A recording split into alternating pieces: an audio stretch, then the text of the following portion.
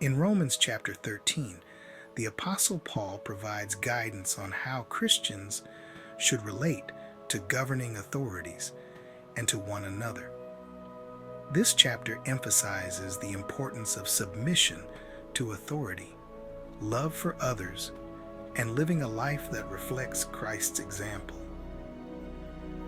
Let's break down this chapter and explore how we can apply its instructions in our daily lives.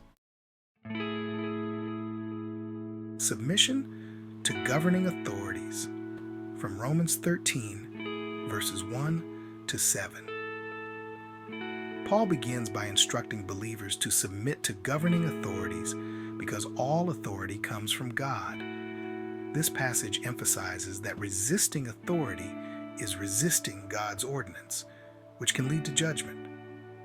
For example, Daniel in the Old Testament faithfully served under various kings, even when those kings were not godly. He respected the authority while maintaining his devotion to God, as told in Daniel chapter 6, verses 1 to 28. Also, the scripture in 1 Peter chapter 2, verses 13 to 14. Submit yourselves for the Lord's sake to every human authority, whether to the emperor as the supreme authority or to governors who are sent by him to punish those who do wrong and to commend those who do right.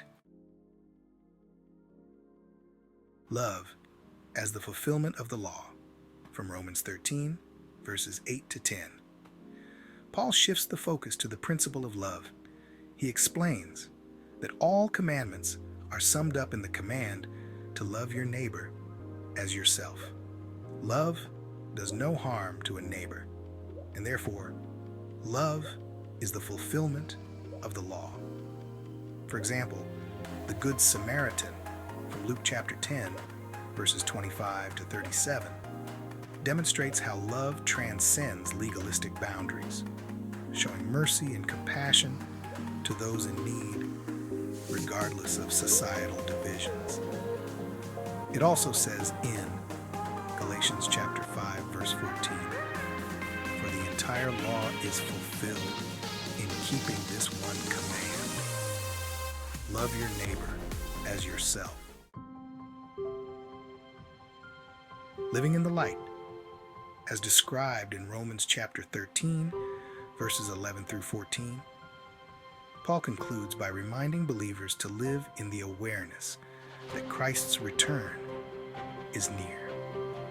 He encourages them to put aside deeds of darkness and to put on the armor of light, which includes living honorably and avoiding sinful behaviors. For example, Joseph in the Old Testament fled from Potiphar's wife, choosing to live righteously rather than giving in to sin, as we see in Genesis chapter 39, verses 6 through 12. Additionally, Ephesians chapter 5, verse 8 tells us, "For you were once darkness, but now you are light in the Lord. Live as children of light." Application. First, respect for authority. As Christians, we are called to respect and submit to authority, whether in government, the workplace, or other areas of life. This respect does not mean blind obedience, but rather a recognition of God's sovereign placement of people in authority. Second, practice love. Loving others is the core of Christian living. Our actions toward others should always be motivated by love, as this fulfills God's law. Third, live in readiness. We are to live each day as though Christ could return at any moment. This means walking in righteousness, avoiding sin, and being a light in the world. Conclusion.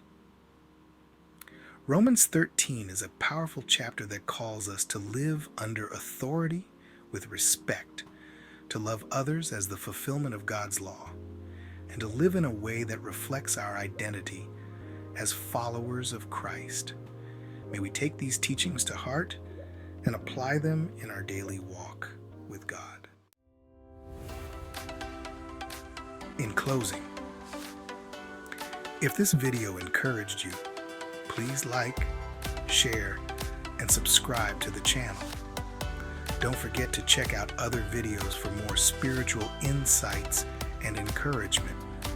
Let's grow together in our faith journey.